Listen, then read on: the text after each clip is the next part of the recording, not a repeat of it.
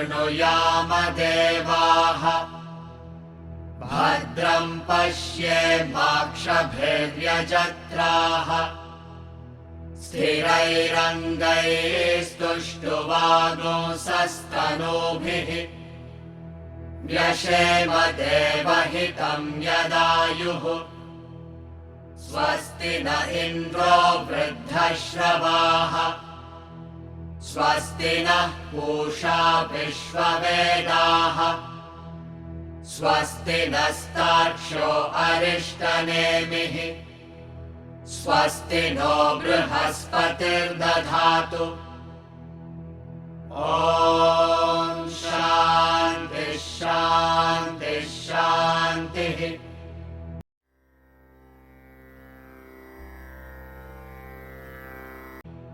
यत्परं ब्रह्म सर्वात्मा विश्वस्यायतनं महत् सूक्ष्मात् सूक्ष्मतरं नित्यं तत्त्वमेव त्वमेव तत् जाग्रत् स्वप्न सुषुप्त्यादि प्रपञ्चं यत् प्रकाशते तद्ब्रह्माहमिति ज्ञात्वा सर्वबन्धैः प्रमुच्यते।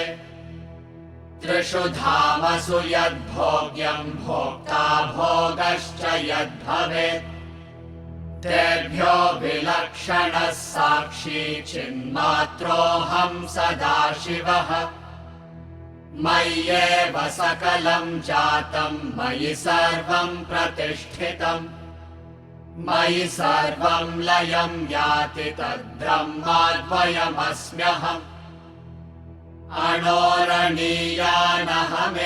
तद्वन्महानहं विश्वमहं विचित्रम् पुरातनोऽहं पुरुषोऽहमीशो हिरण्मयोऽहं शिवरूपमस्मि अपाणिपादोऽहमचिन्त्य शक्तिः पश्याम्य चक्षुः सशृणोम्य कर्णः अहं विजानामि विविक्तरूपो न चास्ति वेत्ता मम चित् सदाहम् वेदैरनेकैरहमेव वेद्यो वेदान्तकृद्वेदविदेव चाहम् न पुण्यपापे मम नास्ति नाशो न जन्म देहेन्द्रियबुद्धिरस्ति न भूमिरापो न च वह्निरस्ति न चानिलो मेऽस्ति न चाम्बरं च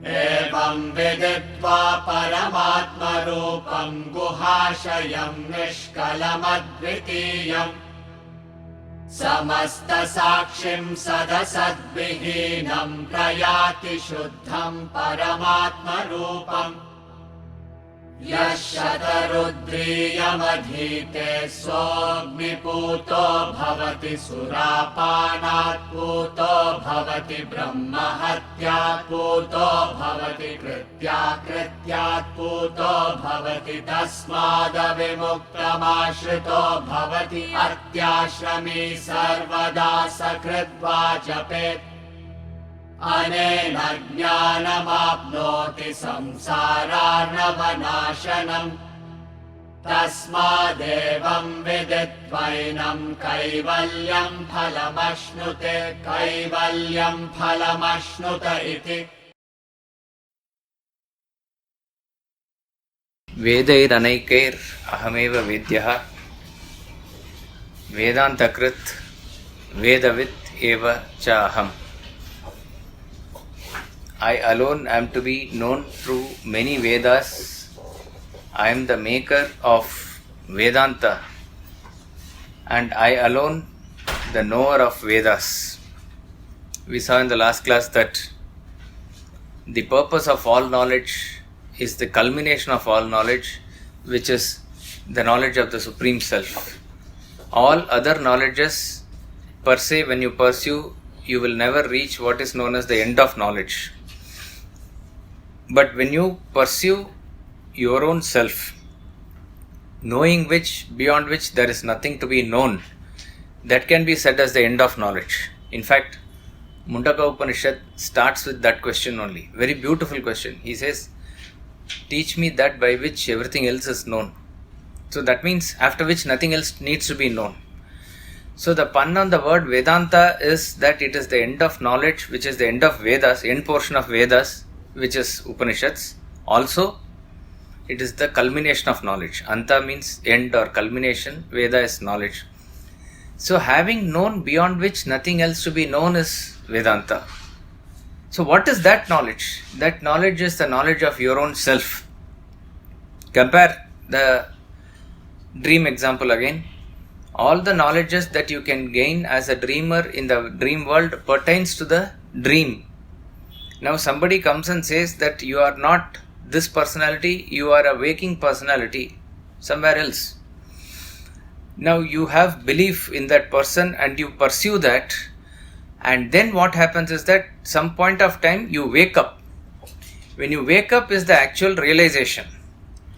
So the actual realization, when it happens, when you say the knowledge of the waking state, that knowledge is different in kind with reference to all the knowledges that we can conceive of in the dream state. So therefore, all the knowledges, suppose if you are able to gain in the dream state, the example's limitation is not applicable here, but I am just saying, if all the knowledges that we gain in the dream state, if only we remember that it is for me to wake up finally, then all the knowledges have value. So he says, finally, through all the Vedas, through all the knowledge, ahameva vedyaha, I am alone to be known. The ultimate, what has to be known is only me. The subject matter of all knowledge is essentially the Supreme Self only. This is what it essentially means. Then he says, Vedanta Krit. Vedanta Krit means I am the author of Vedanta. I am the maker of Vedanta. I am the creator of Vedanta. Very interesting word, Vedanta Krit. Again, it is a sort of a trivia, or you can do some research and let me know also on this. There is probably no word anywhere in the Shastras as Vedakrit. This Vedanta Krit comes, as we said in Bhagavad Gita also, the same verse comes, Vedanta Krit comes. That is, I am the author of Vedanta. This maker of Vedas or author of Vedas or creator of Vedas as it is, this word Vedakrit does not seem to appear anywhere, and as per the research of Paramacharya also he says that except that in one place in Purusha Suktam maybe it is either directly given or indirectly indicated, but he says that is absolutely a pure symbolic text. Purusha Suktam is a very great symbolic text. It talks about the absolute Purusha. Otherwise you don't find this. Now I am not going to the details of it, but it is very interesting that he claims himself to be the author of Vedanta. We said in the last class, the subject matter which is the essence of Vedas is actually revealed through Vedanta. The Vedas and the other portions which are there in the initial portion of the Vedas, the ritualistic portions and other upasana, etc., is going to make us prepared for Vedanta. So Vedanta, you can say, is the final fruit of the Vedic studies itself. And the essence of Vedanta is the self. Now he says here, I am the author of Vedanta also.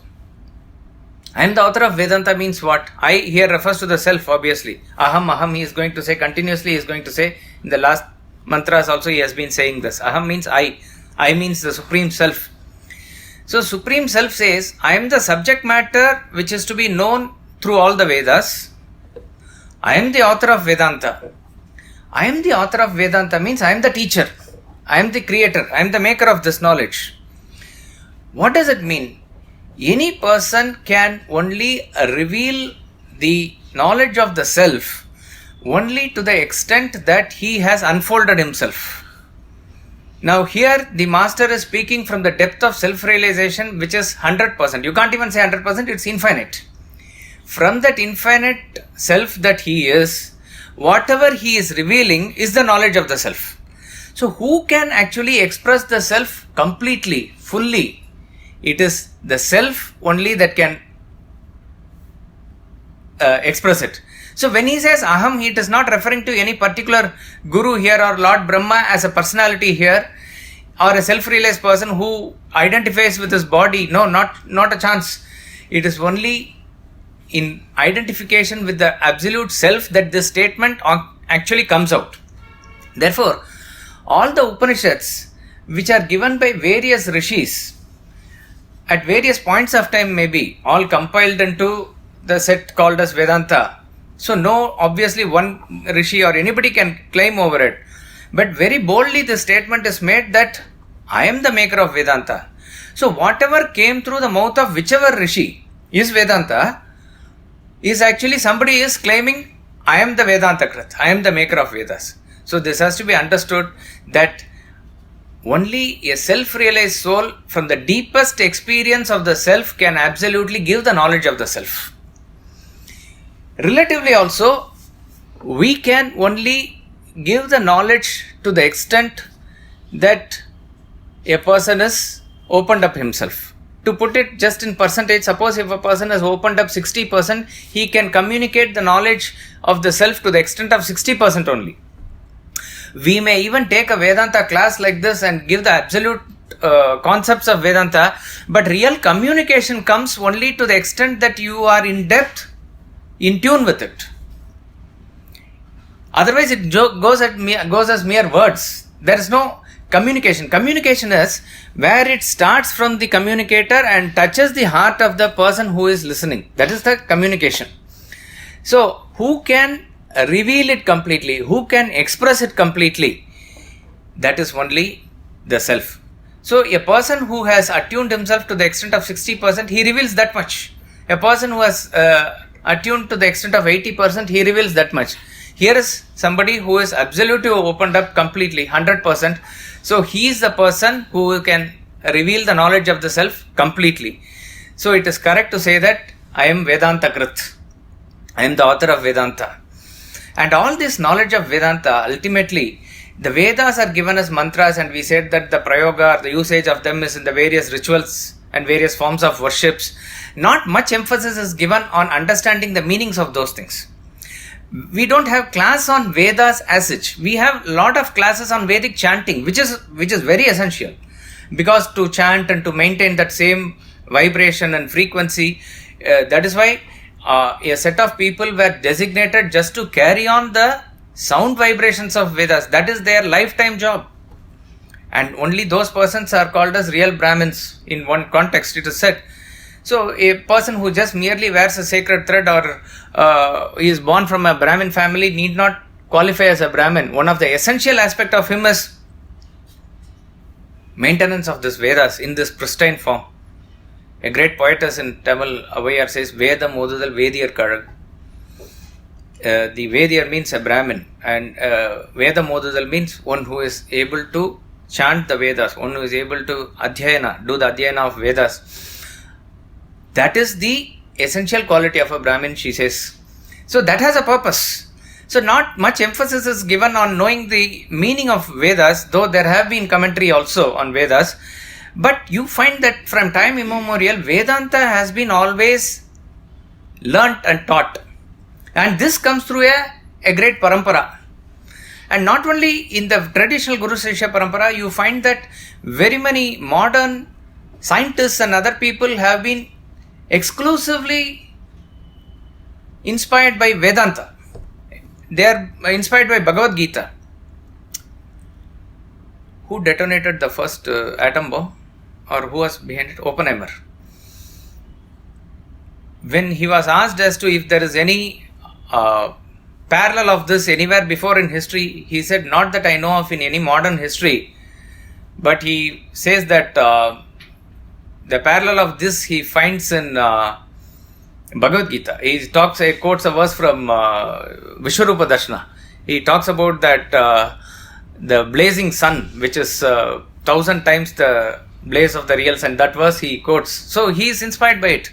As I said, I had sent the link of the YouTube in the WhatsApp group. You can send it to others who are not in that main group, about the lecture of a gentleman called Aravinda Neelakantan, where he is giving the parallel of Upanishadic thought in various social sciences and biological sciences and physical sciences. So you find that there is a system of learning and teaching, particularly with reference to the knowledge, because this knowledge directly pertains to our life and living.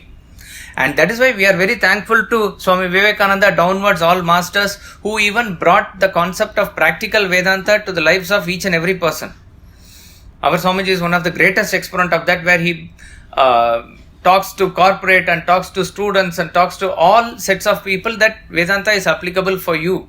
Just to keep your mind under control and you practice self-management, that is practical Vedanta. So therefore, the concept of Vedanta is associated now with everybody. So the teaching of Vedanta is not just the highest form of Upanishads only, it is probably brought down to every level. So there has been a fascination about learning and teaching Vedanta throughout, and the original source obviously is from the Upanishad only. So he says Vedanta Krit. So whichever rishis, whoever gave this, all this knowledge are derived from the Upanishads only. So how did they give?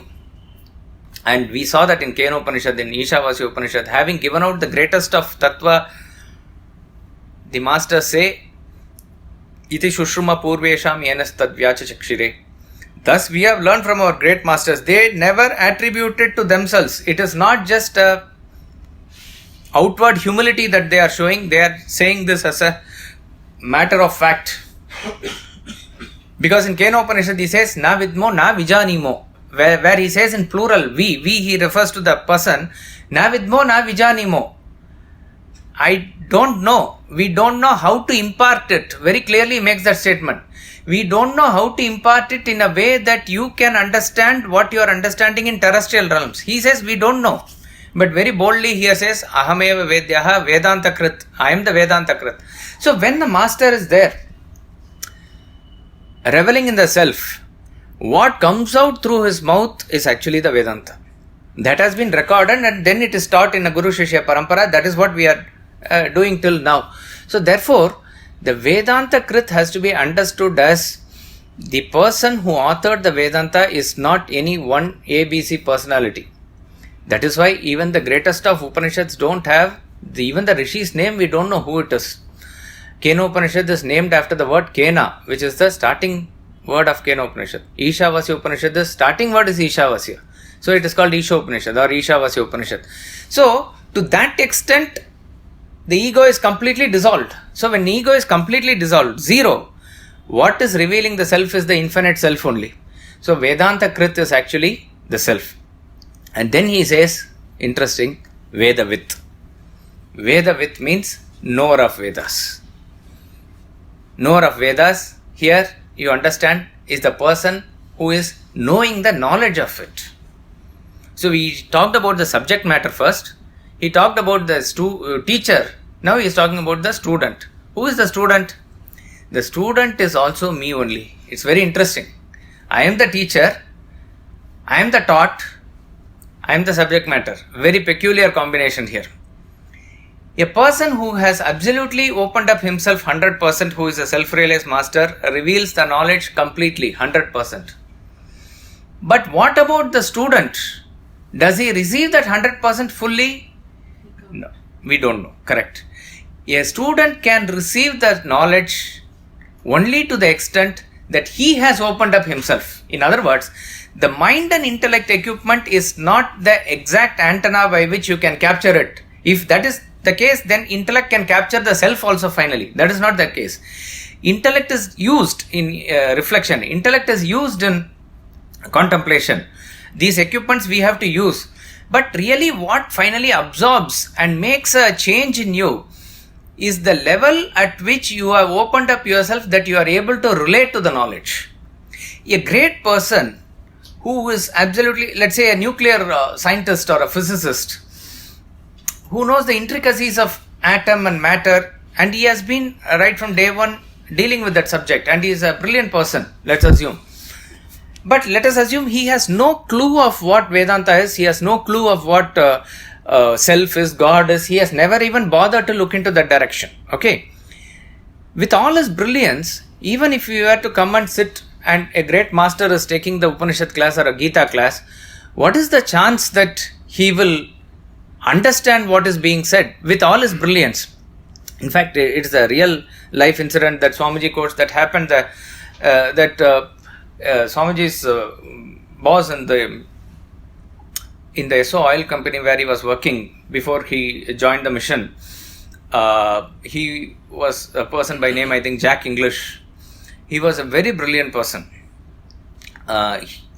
Probably at that time all the South Asia operations were controlled from the office in Madras. So he was the overall in charge there.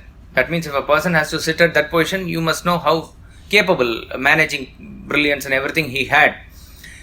And that was the time Swamiji was getting more and more involved in the Vedantic studies and following the lectures of Swami Chinmayananda, and probably if he got a chance, he accompanied also. But surely whenever he came to Madras, he will never want to miss those lectures. And that year, he said, was 13th chapter lecture. And Swamiji was obviously very excited.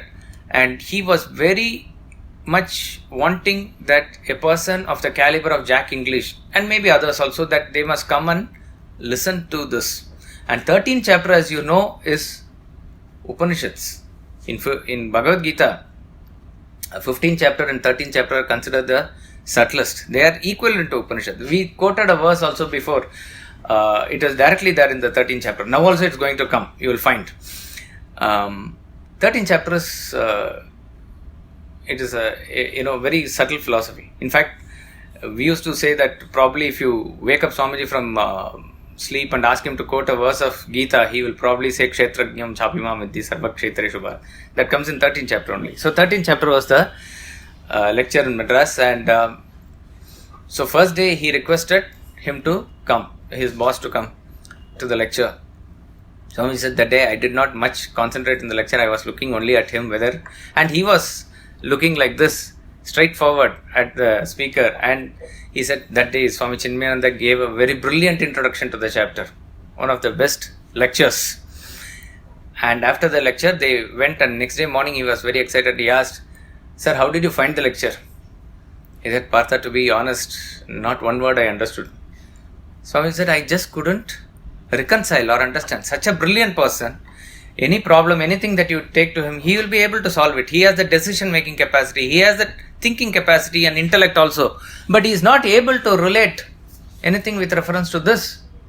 Why so?" Then he said, "Later I understood there is a difference between what is known as gross intellect and subtle intellect." He was very well versed and well developed in gross intellect. Subtle intellect was not developed at all. Subtle intellect is pertaining to your attunement with the self. That is why we say subtle intellect is not developed, it is unfolded, it is uncovered. As you attune more to the self, as your desires reduce, it automatically unfolds. Therefore, the real impact or effect of the knowledge, so it is not that you see the internet, you have arguments and you have a reflection, and with this also you will be able to understand even the concepts. But when does it really strike you deeply and you get a feel of it? That is when you can say you have actually absorbed it, understood it, it makes an impact in you. And when does that happen? Only to the extent that your self is unfolded inside. So, to the extent that the self is unfolded inside, to that extent it absorbs the knowledge. So, who is actually listening? The self is listening. The self is learning. The self is the student. So, the ocean is there with infinite water, let us say. But if you go with a pitcher, that much water only you can collect. If you go with a bucket, that much water only you can collect. If you go with a small glass, that much water only you can collect. If you go with a big tanker, that much water you can take. Exactly like that. To the extent that your receptacles are developed, to that extent you will be able to absorb the knowledge. Now, who is able to absorb it fully? Who is a real Vedavit? It is the self only. So, therefore, it's a very interesting combination that the teacher, the taught, and the subject matter all are the self. Now, to emphasize that he is that infinite self, the master is negating the individuality here. Na punya pape mamanasti nashaha na janma dehendriya buddhirasti. Na punya papa. Punya and papa are merits and demerits which accrue because of the effects of your action. Now, who gains the punya or papa? Punya is merit for meritorious actions, unselfish deeds that you do, you gain punya. And the papa is a demerit for the very destructive, selfish actions. When your mind gets agitated, you know that you have committed a sin according to your level, according to your stage of consciousness. That is what is sin according to you, for you. Who does this action? The karta, the doer, the individual who has that kartrutva bhavana. So that kartrutva bhavana, whoever has and he does the action, he is going to get the results of the action, which is punya and papa, which will fructify. But he says, na punya pape mama. For me, there is no punya or papa. Mark this word, it will be elaborated much later in the part 2, mantra 1, which is 24th mantra, where he very clearly elaborates on this, but that is from a very practical point of view. A sadhana is given there. Okay, there is no papa or punya for me. Na nashaha, destruction or death, na janma. There is only the birth and death as long as you have this body which belongs to the individual again. The individual has a birth and death. Your body, when it is born, it is called as birth. In this body, then the body and the subtle matter within it along with the Atma get separated. That is called as death. So who undergoes this birth and death? It is the individual who undergoes this birth and death. I am unborn. He has said before also, I am unborn. Therefore, I have no birth, I have no death. I here refers to the Supreme Self. And then, Dehendriya Buddhirasti. Na has to be taken before that also. Na Janma Deha Indriya Buddhirasti. No body, Deha, no Indriya, no senses, no intellect, the Buddhi. These equipments belong again to the Jiva. Okay, the self has, and very clearly he said in the previous verse also, Apani padoha machintya shaktihi, pashyami achakshuhu. Exactly the same thing he is emphasizing here, that I don't have any senses, I don't have any intellect, I don't have any body. See, we may, as I said, may or may not understand the deep implication of these mantras. But what we must again and again go through in these mantras, and I say feel the mantra, is that there is an ingenious way by which the masters of the Upanishad take our thoughts away from the preoccupations of samsara. Without this knowledge, without the help of Upanishads, without the help of Bhagavad Gita and other great texts, which are just telling ultimately that you are the self, you are the self. Is there any other message that is given here? Nothing else. That you are the self. So ingeniously, by giving various angles to it and various pointers to it and various points of reflection to it, what does he do? He takes your thought away from whatever you consider as your preoccupations in this world. I don't have time for this because, this project is coming, I have to finish it. I have to work for this yajna. I have to attend this meeting, or I have to write this book, or family matters are there, finance I have to take care. All this is what is our preoccupations. And in the time available, let me see if I can allot time for this. That's why many people say post-retirement, thinking that after retirement there's no work, they can do this. It doesn't come that easily. If only there is an inclination and training towards that, then it will automatically move in that direction. The training has to be much before that. Because to train the mind when it is younger, it is much easier. Now for training the mind, and in and through all these things, he gives the same message in different forms, but hits at you again and again and again, so that it should create a deep impression in us to say that this is the purpose of life. What am I getting caught up in other things? Objectivity should develop. So these mantras, as I said, you of course try to understand it intellectually, try to draw up questions. It's all very good form of study. But more than that, try to be one with it. Try to feel it. It will automatically transport to a different realm altogether. I alone am to be known through many Vedas. I am the maker of Vedanta, and I alone the knower of Vedas. Merit and demerit are not for me, nor death, birth, body, senses, and intellect. Yeah. So you gave an example about Swamiji's boss having a very good gross intellect. Now, taking a parallel example, like in good old days, in a village, in a sort of imagine a scenario in a village where old ladies and grandmothers are staying. They go to temple, leave apart ritualistic part, whether they go to temple or do something, they are much more attuned to the thing what you said, that the attunement to the Brahman. Now, do they have a subtle intellect which is increased to that? They may not have a gross intellect to solve problems, another thing, but do they really have a very high subtle intellect? See, it is possible, but the data given is too little to make an analysis. I'll tell you why. Swamiji gives the parallel example when he talks about gross and subtle intellect. For one example, he says that, see, gross intellect and subtle intellect, the functions are two different things. Okay, the area of operation is different. Intellect's function is discrimination, but when it comes to gross intellect, we say discrimination, decision making, all that thing. You have to discriminate between A and B, but both A and B are forming part of the world. So a person who makes the ultimate discrimination in nuclear physics, or a gross animal discriminating between dirt and food, to that extent, everything is gross intellect only. Subtle intellect cannot discriminate like this, because when you say terrestrial and transcendental is unknown, where you don't know it as a fixed thing, where you can discriminate others. So that is why we are going to see in the next how the negation and assertion also happens.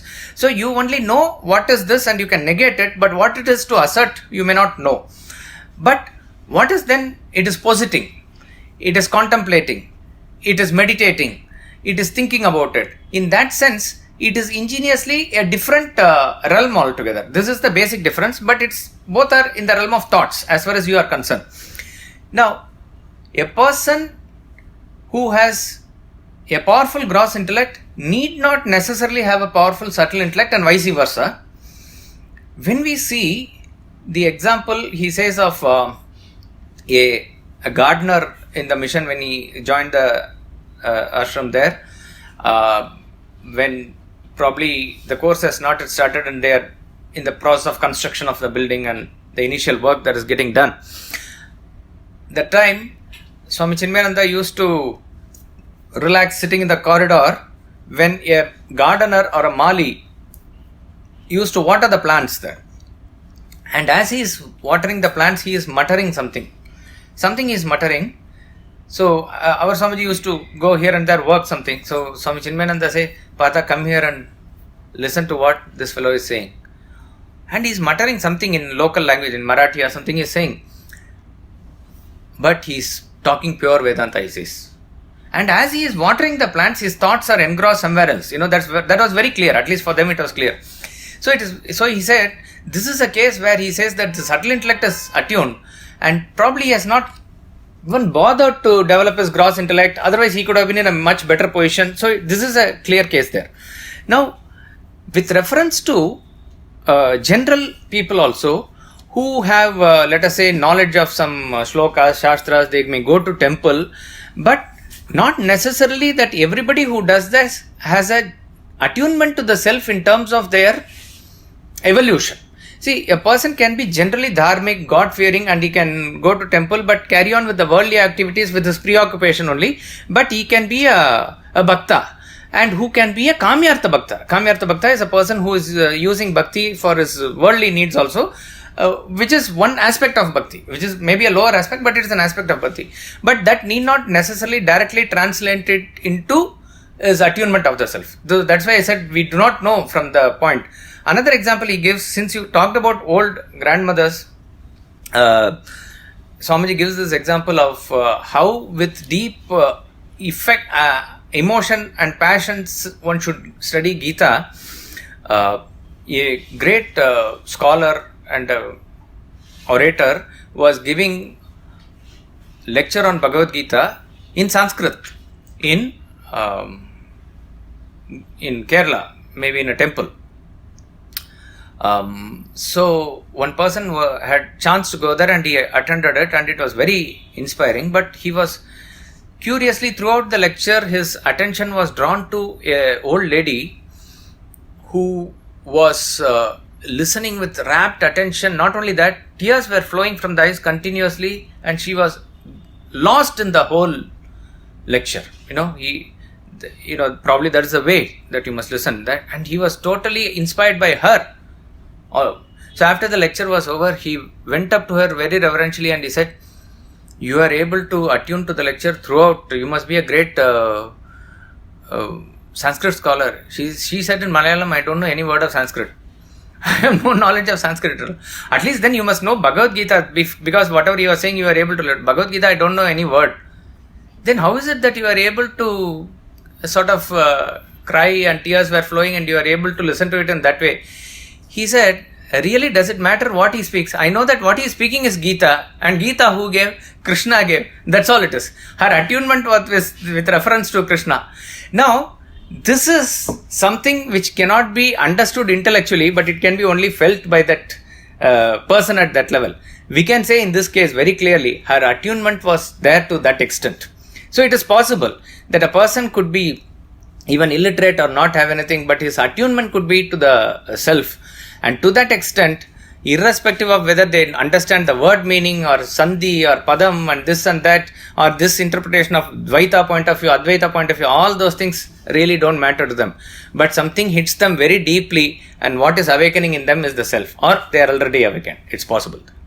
So can Indian culture be held responsible to a greater extent for this? Because when in our houses, when a child grows up, we naturally teach them, whether they understand that or not, but we teach them some slokas, some mantras, some all these things. Does that help in general? It definitely helps, no doubt about it. But that is the starting point of inculcation of bhakti. That is why when a child is there, even before, the reason is that the emotions develop in a child before the intellect, before the questioning happens. When the emotions develop first, what has to be inculcated in the child is bhakti. So irrespective of whether the child understands or not, even ritualistic portions, whether you understand or not, let him do it. And then a time will come where he will question it. Then he will understand the meaning of it. Once he understands the meaning and goes by the spirit of it, the bhavana will enhance, it will improve. Yes. So obviously having well-developed gross intellect will not qualify as Gyan, let us say, in the context that we are talking. Right. But will just well-developed subtle intellect, will that qualify as Gyan, sir? Yes, it is. It will qualify as Jnana. What I wanted to know, we say when you know the self or when you are attuned to the self, once you gain that knowledge, there's nothing else left to be known. So like say this old lady who didn't know all this, but who was listening and she was attuned to the self. That kind of, what shall I say, intellect, gross or subtle, whatever, will naturally help her to live in this world. Yes. She may not know details. Right. Everything, probably she'll have easy solutions. Right. May not be in details, but just do this. What is that easy solution? Go a little further and understand. Anything that happens, he says, it's God's will. That's all it is. That's all. So there is absolute surrender to this. No agitation. Absolutely no agitation. She has no functioning of her own. If that happens, So I'm saying. she may not see problems. She may not see even the problems. Even if the problems come, it will not touch her. See, there are lives of great saints and sages, particularly bhaktas, which reveal this attitude. Tukaram Maharaj was a great bhakta of Pandharpur, Panduranga, and there are very many. I'm just taking him as an example. They are all absolutely in tune with Panduranga. They are all realized, and all the abhangs that came were all again like this. It is from their inspiration. It is not a thought out written verse. But he had a family also, and he was taking care of his wife and children also, On what basis? He did not think, go to work, this, that, or make decisions as a manager, nothing like that. He left them to Panduranga, and whatever was required for them was provided. Like that only it is. At one point of time, he was wanting to get a job for whatever reason. And since many people knew him as a saint, none in the village were ready to offer for him, because they considered it maybe it's not correct to employ him. But he wanted to be part of a job and then get that whatever has to be got out of it. And what Shankaracharya says as Yallabase Nija Karmopatam, whatever you get out of your Nija Karma that he wanted to do. So he went probably out of that village, maybe to the next village where somebody did not know him. He had a farm, maybe a sugarcane farm, and he sought a work. He said, what work you can do? I will take care of your sugarcane farm if you allow. The birds and other things should not come. So he said, okay. At the end of the day's work, I don't remember the exact story, whether the birds took something away or some people came and took something away. He was just not able to do that job also. The example I am bringing it here to say that he was not ready for any worldly job. In that sense, you can not bring in the concept of even gross intellect and other things here. What happened? What could have happened is, even when the bird came, he would have seen only Panduranga in that bird. Even if a thief came, he would not have seen anything apart from Panduranga there. So it is like that he was there. So at the end of it all, the owner got agitated about this. He was very furious. So with one sugarcane, he gave him a beating. Again, he only said Panduranga. What are you saying, Panduranga? As though you are great Tukaram, you are saying like this. He said, they call me with that name only. Oh, he said, Tukaram, your feet has touched my field. That is enough. Next 10 times, even if the monsoon fails, I am not going to lose any produce. And he gave one cart full of sugarcanes as a compliment, and then sent him home with due respect. Along the way, many people, he gave that sugarcanes. At the end, only one sugarcane was left, and it is said that his wife said, after all this, you got only this. And she gave him a beating with that sugarcane. That sugarcane broke into two. She says, this is Panduranga's Kripa. One half is for you, one half is for me. So, no, if you understand this story, it's very inspiring. But there is nothing about intellect or anything here. Here is a person whose attunement is always there completely, who probably operated only on emotions, and that emotion is the most purest form of emotion. But what we can say is his fixation was there. If you want to bring in the intellect here, his fixation was there, which will not deviate here or there. That's all counts. Once that counts, see, in one angle we say that a powerful intellect can manipulate, and if you are very emotional, you can be taken for a ride. That is at one level.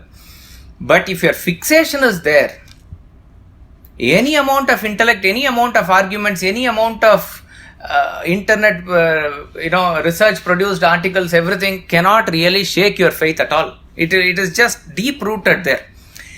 That is what is the purpose of study. The whole purpose of intellect, because if a person's intellect is strong with reason, logic, and it should be grounded in foundation, but intellect alone cannot establish truth. Intellect cannot establish truth. Truth is only finally experienced. If a superior intellect comes, he will be able to topple you with his arguments. Whether you will join his side or not, that is different. But you may not have an answer for him. So intellect alone is not to be taken as a final authority on the truth. The truth is finally your anubhava. That is what he says. So in the sense that you are able to absorb that knowledge within you, who is actually absorbing the knowledge? Not mind, not intellect. It is the self within. So the self is the actual receiver of the knowledge. So to that extent, when we say in the relative level, your attunement is 60%, to that extent it comes in. Like that it is. Yes, sir. We generally say so-and-so person is God-fearing. The first question is whether God is to be feared. Secondly, are such persons automatically bhaktas? Okay, the term God-fearing is a term that we can understand in the general way or the spirit in which it is said. But when you go into the depth of that word, God need not be feared. God is, when you say God is all encompassing pure love, and you say He is a Karuna Murti, and He is there with all infinite compassion, infinite knowledge, and infinite power to give you anugraha, and He is there for you to surrender. So where is the question of fear? So God fearing in that sense need not be the case. But what has to be feared is law of karma. You fear, when you say fear, be cautious about it. A sattvic intellect is that which will differentiate between what is to be feared and what is not to be feared. Pravrittim cha nivrittim cha karya karye bhaya bhaye. It says. So there are some things to be feared. Abhayam is the quality given of a divine person. First quality given is Abhayam. 16th chapter. Very first verse, very first word is Abhayam. Abhayam Sattva. That's how it starts. But fearless does not mean that, I am fearless, I will jump into Ganga in some place where you don't know how the water is and where the current is. Because I am fearless. This is stupidity. It is not. So where you need to be cautious, you need to be cautious. Where you need not restrain that caution, you need not. But generally, there is an attitude of fearlessness because of his absolute selflessness. That is called as fearlessness. Therefore, what is this karma talking about? Karma is talking about selfish, unselfish and selfless karmas. If you are able to differentiate between this and be cautious about your karma, if you are only with your awareness doing the best karma possible from your level, you need not fear them. So if a person is cautious about this law of karma, he need not fear anything else in the world. You put it that way. That makes much more sense. So in that sense, you can understand God fearing. A person who is a little cautious about his karma, because God is the giver of the fruit of the action. In that sense, if you want to connect, God fearing makes sense. But in the other religions, like Christianity or Islam, we really do not know what is the relationship with God, but it is talking about God's wrath, God's anger, and jealous God also. They talk about jealous God. God is jealous, means you worship me only, not anybody else, like that and all it is given. So that really doesn't translate or anyway come into the understanding of how we understand Brahman or Atman here. So God fearing is something to be understood in that spirit only. Fear of law of karma. So you're saying the self absorbs the knowledge of the self, but we learn that the self is actionless. So then, how does it do it? Correct. When you say absorb, a sponge is there, water is being poured, it is done. But what is the sponge doing? When you say absorption, it is just getting inside. That's about all. Like when you say, in this context, it's always better to remember the example of sun. Sun is there above. From our angle, it does all actions, right? Because of sun's heat, the atmosphere is heated, and then water is evaporated and forms rain clouds. Rains come, produce of vegetables are there. Then because of that, life is sustained. Because of life, every action happens in the world. So each and every action in the world is because of sun.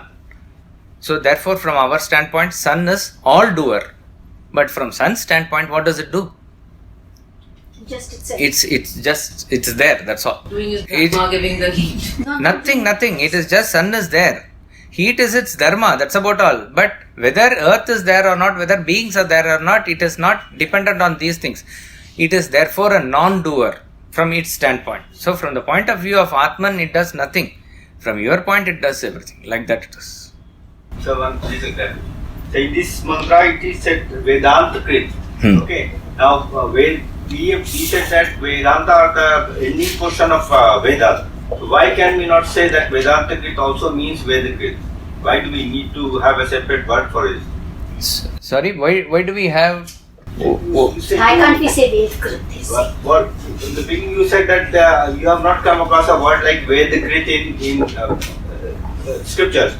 So now what I mean to say is, if it even says Vedanta Krit, does it not mean Ved Krit also, because Vedanta is the ending portion of the Vedas and it forms a part of the Vedas, so Vedanta Krit itself means Veda Krit. That's why we gave that explanation that Vedanta is with reference to dealing with your direct knowledge of the self, and that is the culmination, and that which knowledge which is applicable to us in our day-to-day life also. And that is why through various masters at various points of time, this has been altered through maybe languages and words and other things, but the spirit is maintained. But in and through all these things, this is what is the actual teacher. Vedakrit, we don't say that because Vedas are not subject to mutation and transformations like that. What we take in English here is also a Vedanta class. To what extent that I am attuned to self only, that to that extent the words will come. To that extent only the words will impact. So it is applicable at all levels. So probably that's why he has taken the word Vedanta separately here.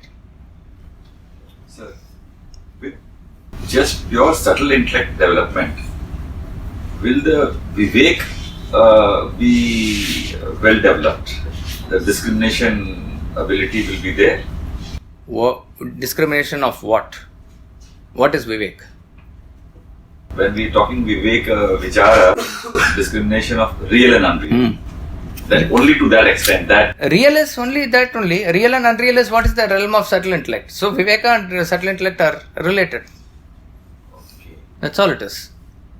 But that is also to do with the gross intellect. Also, the Vivek is also applicable. No. No. In terms of its real spirit, Viveka refers to the subtle intellect only. We'll chant mantra 23 twice.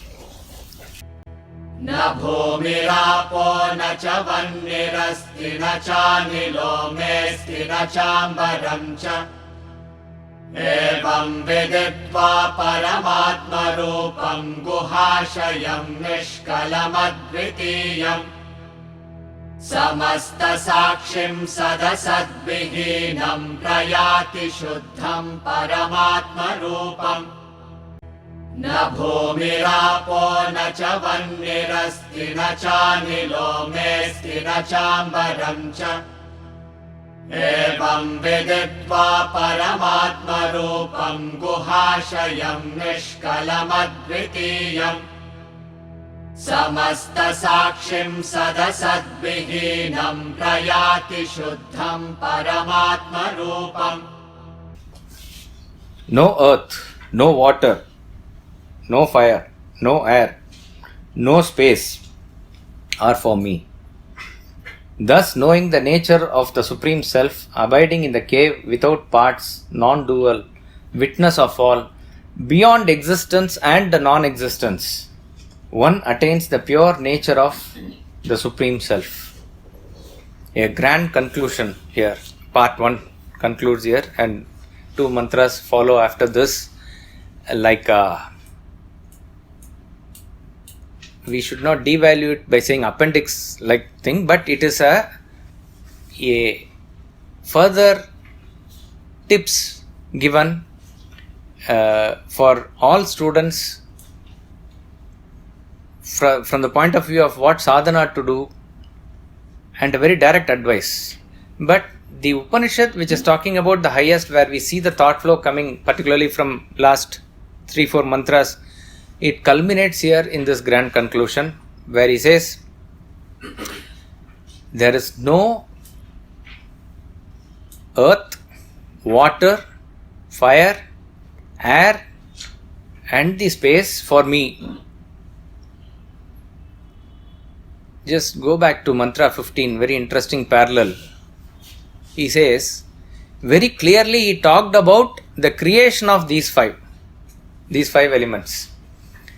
Ye tasmat jayate pranaha manas sarvendriyani cha kham vayu jyotir apaha prithvi. Kham is space, here ambaram is given. Vayu, here anilaha is given. Jyoti, here Vanni is given, and Apaha is Apaha, water, and here Bhumi is given, there Prithvi is given. The 5 elements are given.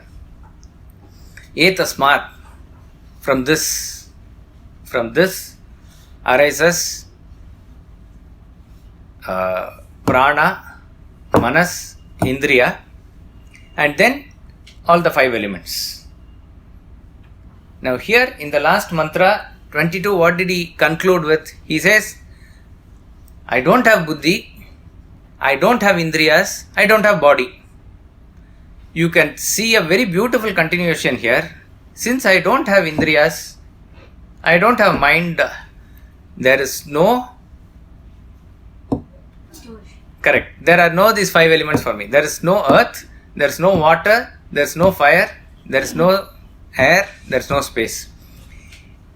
From the point of view of the student, he is trying to explain the theory of creation, and therefore he says etasmat. From this he is talking about the Brahman, and from Brahman how it came. We saw all the theory of creation there. Now he is talking from the very depth of self-realization, and from the depth of self-realization he has already ruled out that there is no chance of Brahman having thoughts, mind, senses. If thoughts, mind, senses are there, on what pramana you will say that the elements are there? This is a very, very deep and interesting thought. What is this whole world made up of? The whole world is made up of these 5 elements only. You cannot think or conceive of anything beyond these 5 elements, which is earth, water, fire, air and space. Space houses everything, and you can generally talk in terms of everything that is in solid matter, everything that is in liquid matter, everything that is in gaseous state, everything that is in the energy form. Beyond that, what it is? Each and everything is this only.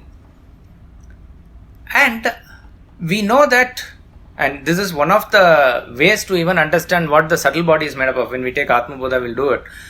The subtle body is also made up of this only, these 5 elements, in a different form, in a pure form. But it is also made up of these 5 elements. So they react with each other. Now, what do we base our argument on to say that this world exists? This world exists means these 5 elements are there. That is what is this world. This world is in one way called as prapancha. Prapancha, this universe is prapancha. Pancha refers to this 5 only. These 5 elements. You cannot conceive of anything beyond these 5 elements. These 5 elements constitute the world. These 5 elements that they are existing there is clear to us because we are able to relate to it by the 5 senses that we have. If nose was there, it has the quality of smell associated with it, and that smell is an aspect of the earth. The tongue has the taste quality in it, and that is the aspect of water. The eyes has the aspect of quality of sight, and this is the aspect of fire. Skin has the quality of touch, and it is the aspect of air. The subtlest of all, which is the sound, which is an aspect of space, is related to ear. So these 5 elements that are there in the outside world, which we very strongly swear by, is on the basis of the existence of our senses. Swami Ramtirtha says, think deeply little over this reasoning, because essentially, what is it that your senses are made up of? The senses are made up of these elements only.